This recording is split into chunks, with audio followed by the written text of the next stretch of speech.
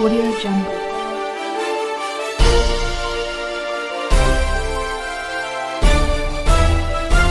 Audio Jungle.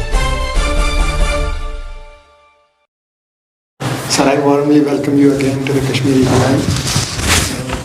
जो article abrogate हुआ J&K reorganisation act 2019 में, और उसके बाद एक और नई पॉलिटिकल डेवलपमेंट हुई सर, जो J&K है उसको डिलिमिट करने की कोशिश अभी जारी है।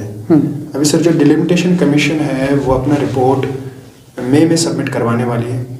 उससे पहले वो जो ड्राफ्ट बना चुकी है सर, उस ड्राफ्ट को क्या जनरल पब्लिक या जो पॉलिटिकल पार्टीज़ है J&K की, क्या वो सर उस पर कुछ हाईलाइट कर सकती हैं? एनी डिस्क्रिपेंसीज अगर कुछ हैं तो उनको हाईलाइट करने का उनमें कोई रोल है सर? ये आपने बहुत अच्छा सवाल किया। देखिए, हमारे यहाँ बहुत सारी कन्फ्यूजन है इसको लेकर, मैं उनको थोड़ा सा क्लियर करने की कोशिश करूँगा।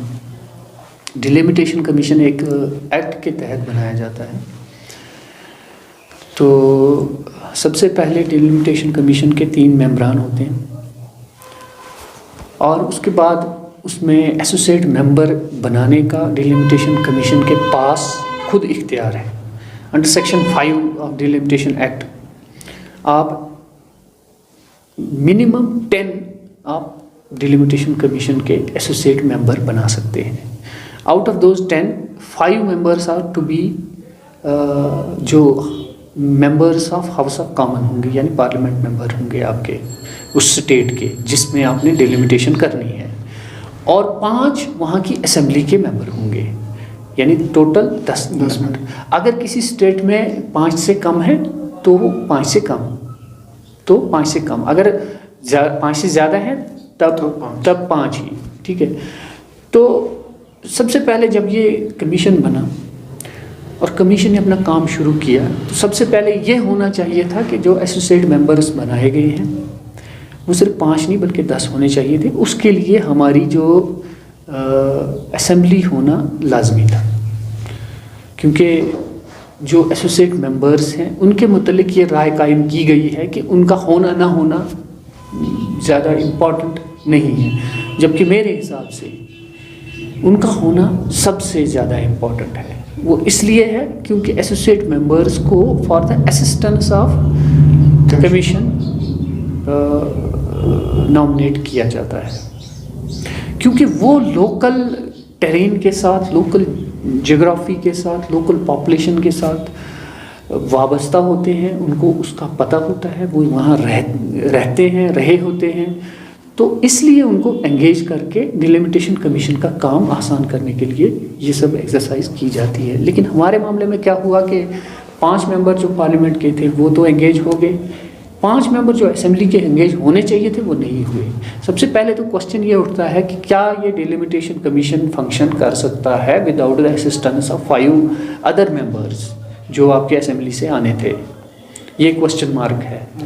मेरे हिसाब से ये डिलिमिटेशन कमीशन सही और प्रॉपर तरीके से काम तब तक नहीं कर सकता जब तक असेंबली से 5 मेंबर उनके साथ ना आए, क्योंकि वो असेंबली से जो 5 मेंबर आते हैं वो लोकल होते हैं और उनको लोकेलिटी का, उस इलाके का, उस स्टेट का, उस टेरेन का, उस कंपैक्टनेस ऑफ दैट एरिया, उसकी एसेसिबिलिटी, उसका ज्योग्राफिकल लोकेशन, वो सब उनको बखूबी पता होता है।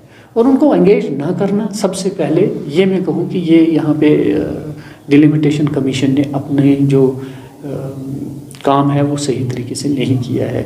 अब अगर आप लैंग्वेज ऑफ सेक्शन 5 पे चले जाएंगे, वहाँ पे वर्ड शल का इस्तेमाल किया गया है।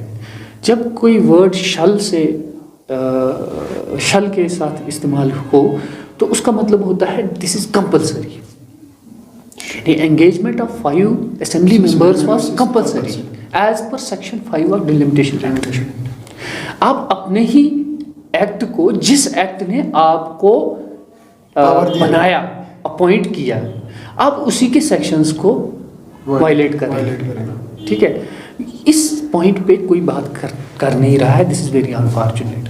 हमारे बड़े बड़े जो पार्लियामेंटेरियंस हैं वो इतने दिग्गज पॉलिटिशियंस हैं और एक तो हमारे जस्टिस रहे हैं, वो इस पॉइंट पे बात नहीं कर रहे हैं। उनको ये ऑन द थ्रेशोल्ड ये बात करनी चाहिए थी कि द कॉन्स्टिट्यूशन ऑफ दिस, चलिए कॉन्स्टिट्यूशन नहीं बल्कि जो एसोसिएट मेंबर्स उन्होंने एंगेज किए अपने साथ, दिस इज़ नॉट लीगल, इनके बगैर ये काम हो नहीं सकता है लिमिटेशन का। ऑन द थ्रेशोल्ड उनको ऑब्जेक्शन करनी चाहिए थी, वो उन्होंने की नहीं। उसके बाद क्या हुआ कि जब पहली मीटिंग हुई तो वो गए नहीं। हाँ? जो असिस्टेंस बाकी 5 मेंबरों ने देनी थी वो भी नहीं दी। नतीजा ये निकला कि जो एक्सरसाइज हुई वो ऑन ग्राउंड जाकर नहीं हुई, वो पेपर पे हुई, किसी के कहने पे हुई, वो मेरे ख्याल से गूगल मैप को देखकर हुई, यहाँ से एरिया काट के यहाँ फिजिकली आपने देखा ही नहीं कि चित्रगुल कहाँ है और लारनू कहाँ है। बीच में एक पहाड़ है जिसको क्रॉस करना कोई आसान बात नहीं है। चित्रगुल छोड़िए सर, दर्दपुरा से आपका 30 किलोमीटर आपको अछाबल पहुंचना है, फिर अछाबल से 40 किलोमीटर आपको लारनू पहुंचना है, 70 किलोमीटर आपको क्रॉस करके अपनी कॉन्स्टिट्यूंसी में दोबारा से पहुंचना है। बीच में 4 कॉन्स्टिट्यूंसी आपको क्रॉस करनी है। जो ड्राफ्ट आया है उसके हिसाब से मैं बात कर रहा हूँ।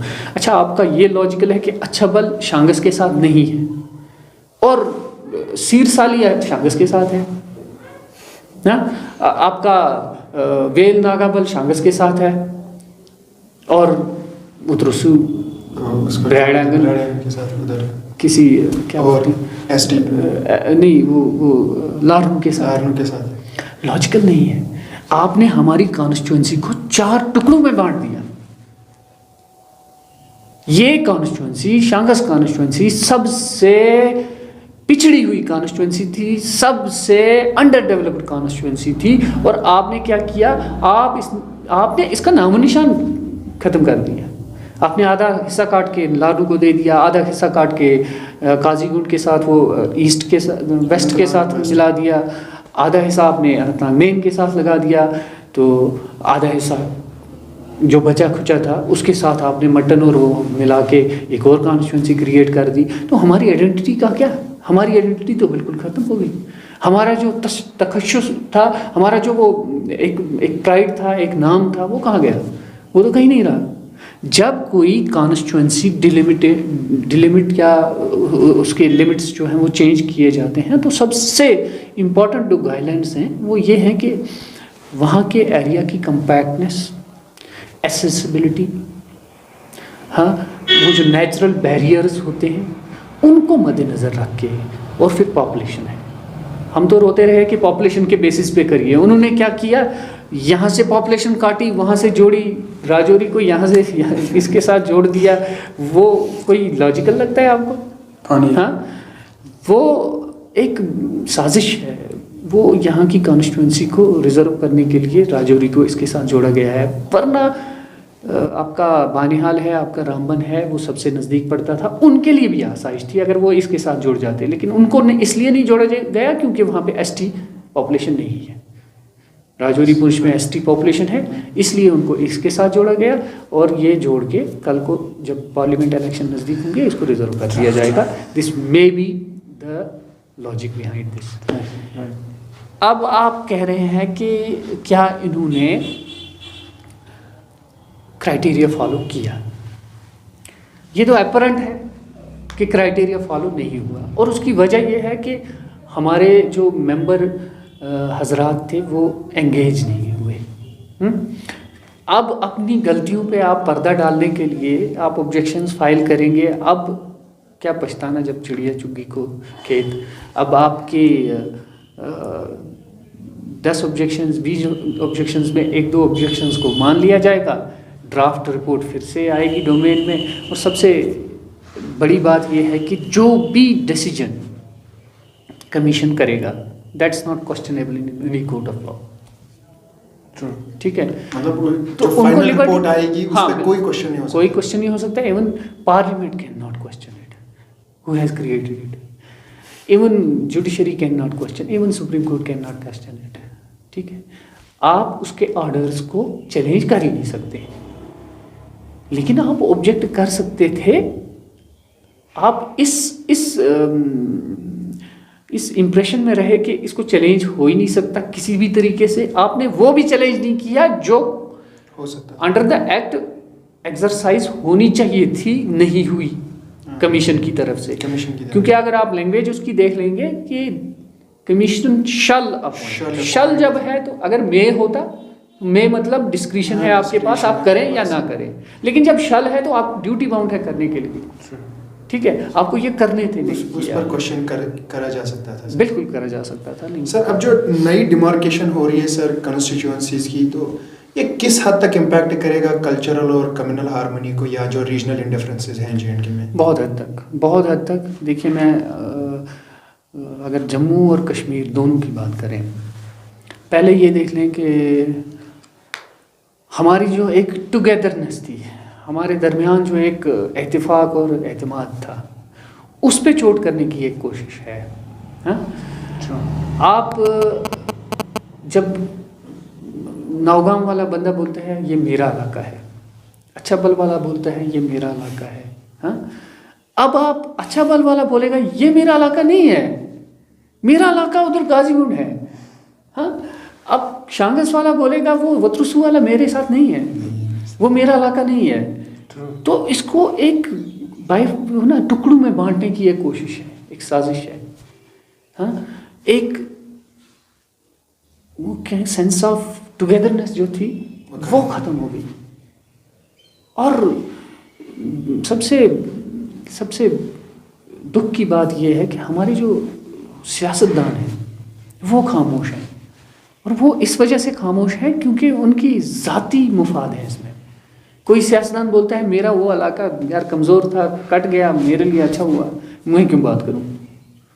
कोई बोलता है मेरे लिए नई कॉन्स्टिट्यूएंसी क्रिएट हो गई, मैं यहाँ कंटेस्ट कर लूँगा। वो अपने ज़ाती मुफाद में पड़े हुए हैं और लोगों का कोई नहीं सोचता। उस थिमड़न वाले का, उस दर्दपुर वाले का कोई नहीं सोचता, उसको लारनू जाना पड़ेगा। उस वेल नागाबल वाले का कोई नहीं सोचता, जिसको शांगस आना पड़ेगा। उस कोकरनाग पूरे इलाके का कोई नहीं सोचता, जिनका कोई आइडेंटिटी ही नहीं रही, जिनका नाम और निशान खत्म कर दिया गया। वो अपनी अपनी पॉलिटिकल एम्बिशंस में माहौर मस्त हैं। मैंने अपील की थी पिछली बार भी, मैंने कुछ ऑब्जेक्शंस ड्राफ्ट किए हैं, तो मैंने सबको बोला था कि आप आइए, हम ऑब्जेक्शंस फाइल करेंगे, आप भी थोड़ा सा मुझे मदद कीजिए, मैं अकेला कुछ नहीं। हाँ, तो मैं भी अपनी तरफ से कोशिश करूँगा, आप भी कीजिए, सब मिलके एक कोशिश करते हैं, कोई सामने नहीं आता है। अब आपने कही कि जो ये इसका क्या बोलते हैं आप, कल्चरल एंड, हाँ, कम्युनल हार्मनी और कल्चर पे इसका क्या इम्पैक्ट होगा, ज़रूरी तो होगा। आप जब किसी कॉन्स्टिट्यूएंसी को एसटी रिजर्व करते हैं, वहाँ पे दूसरी कम्युनिटी जो है उसकी रिप्रेजेंटेशन, उसका इंटरेस्ट उस पॉलिटिक्स में ही ख़त्म हो जाता है। हाँ, आप एक पर्टिकुलर कम्युनिटी को एक एज देते हैं, हाँ, उसकी सुपरमेसी कायम करने के लिए उस इलाके में, तो नेचुरली उसके इम्पैक्ट भी होंगे ना। वो कम्युनिटी दूसरी कम्युनिटी को डोमिनेट करने की पूरी कोशिश करेगी। मैं रिजर्वेशन के खिलाफ नहीं हूँ, लेकिन लॉजिकल कीजिए ना कुछ। आप 30% पॉपुलेशन को ऊपर उठाने के लिए 70% पॉपुलेशन को दबा तो नहीं सकते ना, उनको दबाने का आपको हक भी नहीं है, अनकॉन्स्टिट्यूशनल। ठीक है, अगर आपको रिजर्वेशन, पॉलिटिकल रिजर्वेशन देनी है, आप एक फ्रेमवर्क लाइए, कितनी कॉन्स्टिट्यूएंसी हमने करनी है, किस हिसाब से करनी है, रोटेशन कैसे होगी, आज ये है कल वो होगी, कल वो होगी, किसको क्या करना है। आप आंखें बंद करके वो कॉन्स्टिट्यूएंसी, क्योंकि वहाँ पे फलां जीत रहा है तो इसलिए उसको रिजर्व कर देते हैं, ये तो कोई सही बात नहीं है। आपने लारनू कॉन्स्टिट्यूएंसी को रिजर्व किया, क्यों किया? और भी तो कॉन्स्टिट्यूएंसी थी, सिर्फ इसलिए क्योंकि बीजेपी का वहाँ पे जीतने के चांसेस हैं। और ये किसी से छुपी बात नहीं है। सर जैसा कि जो 6 सीटें जो ड्राफ्ट आया है सर, जो अभी तक तैयार हुआ है, जिसकी फाइनल रिपोर्ट मई में सबमिट होगी सर, उस ड्राफ्ट में ये बताया गया है कि 6 सीटें जम्मू के लिए इंक्रीज होंगी और कश्मीर के लिए 1। तो ऐसा नहीं लगता कि सर जो डिलिमिटेशन कमीशन है उस पर सेंट्रल पावर का एक इन्फ्लुएंस है, जिसकी वजह से जो सेंट्रल पावर बीजेपी है वो ये सोच रही होगी कि हम एक अलग इंडिपेंडेंट गवर्नमेंट बनाए J&K में? देखिए, बीजेपी, मैंने पहले भी बोला, बीजेपी को भी हक है वो सोचे कि हम गवर्नमेंट बनाएं, इसमें कोई गलत बात नहीं है। रही बात डिलिमिटेशन के कामकाज की, मैं उस पर जाना नहीं चाहता हूँ। वो एक स्टैट्यूटरी बॉडी है, उसके कामकाज पे बात करने का हक मुझे नहीं है, उनकी क्रेडिबिलिटी को चैलेंज करने का हक मुझे नहीं है। लेकिन ये बात मैं ज़रूर कहूँगा कि जो रीजनल इम्बैलेंस उनके हिसाब से था, बीजेपी हमेशा से कहती आ रही है कि एक रीजनल इम्बैलेंस है और उस इम्बैलेंस को ख़त्म करने के लिए वो 6 सीटें जम्मू में बढ़ा रहे हैं। मुझे नहीं लगता कश्मीर के किसी पॉलिटिशियन ने या किसी भी अवामी हलके ने उस बात की मुखालफत की हो। अगर है तो ख़त्म कर दीजिए, कोई बात नहीं। आप 6 सीटें बढ़ाना चाहते हैं, बढ़ाइए, कोई मसला नहीं। लेकिन आप कॉन्स्टिट्यूंसीज़ के साथ ऐसे खिलवाड़ नहीं कर सकते हैं। आपने कॉन्स्टिट्यूंसी की नाक काट के दुम पे लगा दी है, आपने दुम काट के सर पे लगा दी है। आपने किया क्या है, एक कॉन्स्टिट्यूंसी यहाँ पे है, दूसरी जगह है। एक क्राइटेरिया जो है, एक तहसील लेवल पे अगर कोई कॉन्स्टिट्यूंसी है, तहसील से लोगों को, उस तहसील को पॉकेट्स में नहीं बांटना है। ये भी एक क्राइटेरिया है, एक गाइडलाइन है इसको डिलिमिट करने के लिए। आपने शांगस तहसील के साथ क्या किया है? शांगस तहसील के साथ आपने शांगस तहसील में 4 कॉन्स्टिट्यूंसी को एडजस्ट कर दिया है। आप उसको कैसे जस्टिफाई करेंगे? ठीक है, शांगस कॉन्स्टिट्यूंसी बहुत बड़ी कॉन्स्टिट्यूंसी है, एट द मोस्ट इसको बाइफरकेट करके नीचे का हिस्सा नीचे, ऊपर का ऊपर रख दीजिए, 2 हिस्से कर दीजिए, बहुत अच्छी बात है, हम वेलकम करेंगे। आपने जम्मू में 4-6 बढ़ाई, 7 बढ़ाइए, हमें कोई एतराज़ नहीं है।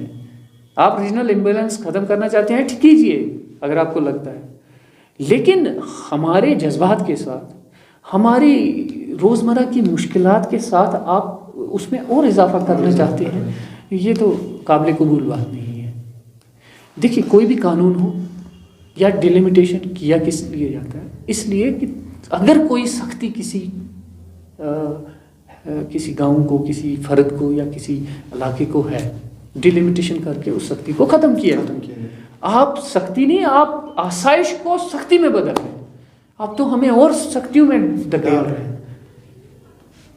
तो मेरे ख्याल से लोगों का ऑब्जेक्शन करना बनता है, लोगों को ऑब्जेक्शन करनी चाहिए और खुल के ऑब्जेक्शन करनी चाहिए इस चीज़ की, चाहे उनके पॉलिटिशियंस को पसंद आए ना आए।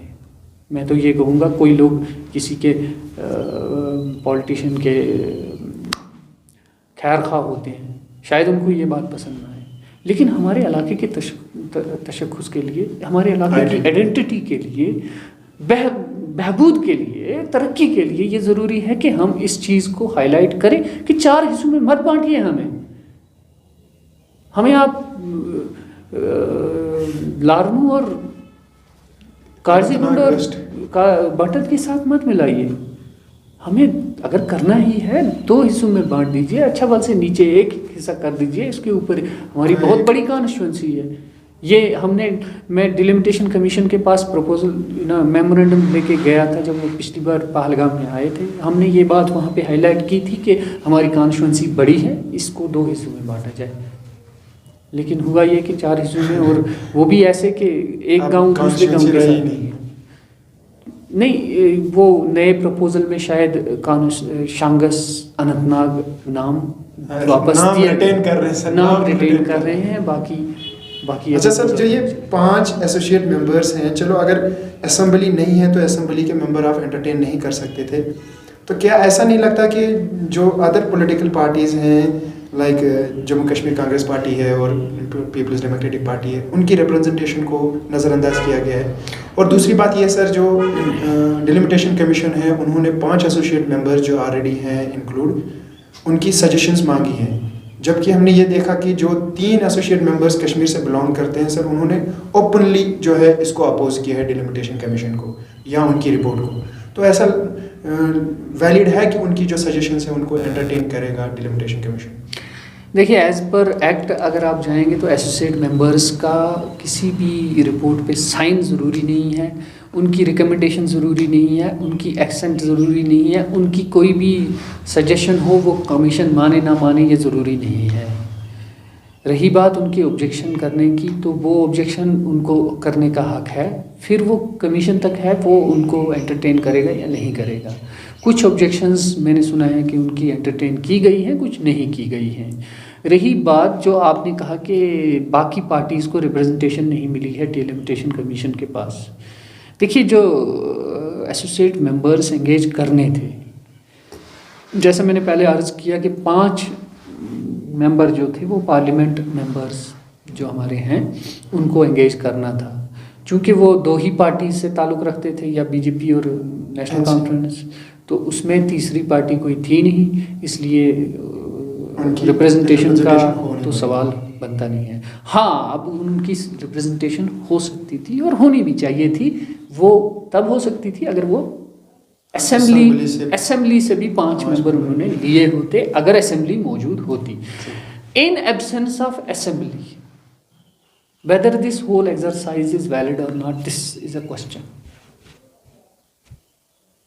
Without the engagement of 5 assembly members as associate members, whether this exercise which was conducted by this commission, whether it carries any weight or not, this is to be seen.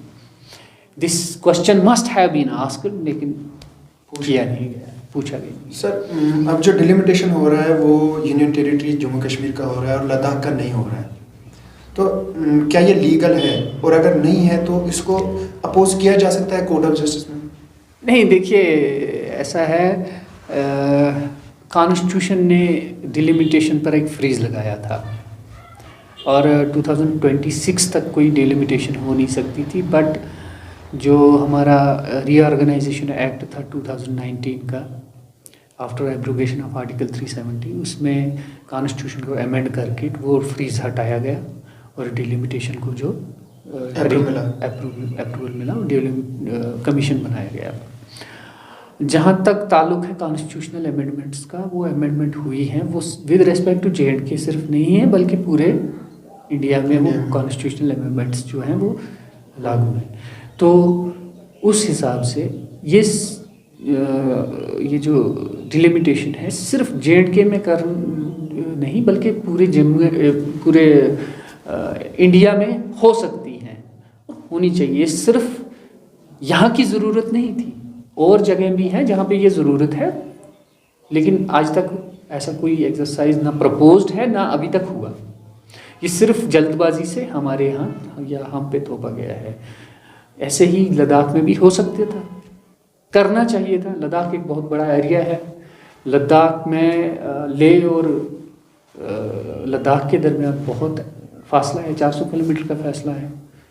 हाँ, population wise उनकी population शायद कम है, लेकिन area wise बहुत बड़ा है। उनकी convenience के लिए उसमें अगर 2 पार्लियामेंट्री कॉन्स्टिट्यूंसीज होती तो कोई एतराज़ नहीं था, अच्छी बात थी, उनकी डेवलपमेंट के लिए अच्छा था, लेकिन नहीं किया गया। उसमें अपने उनके कोई एतराज़ होंगे, मैं उन पर जाना नहीं चाहता।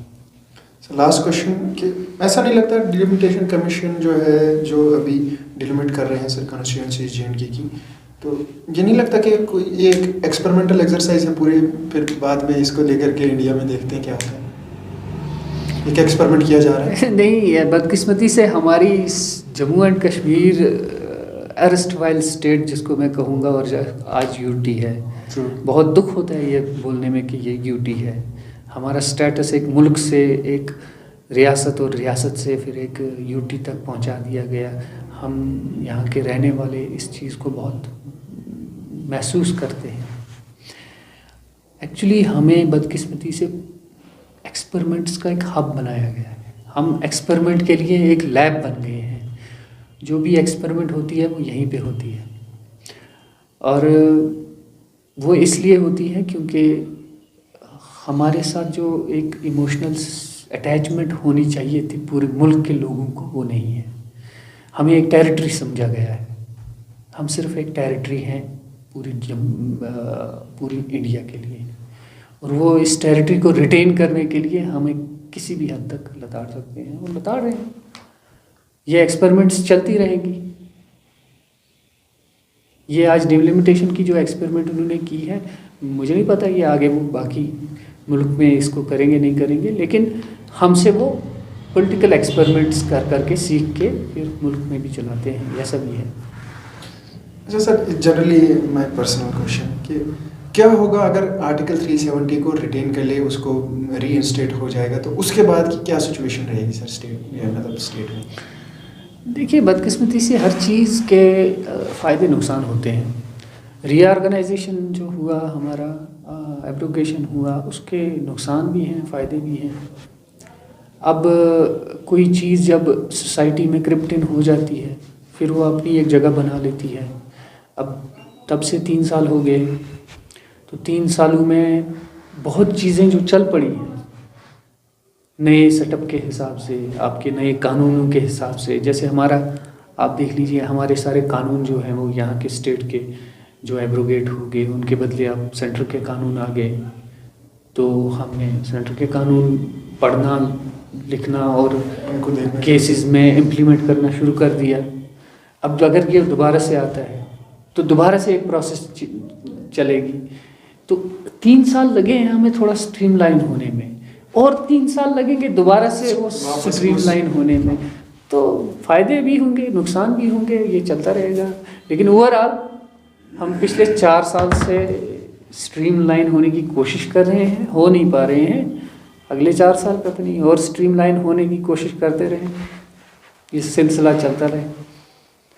Okay sir, thank you very much for being here. It was nice to talk to you on this. Thank you.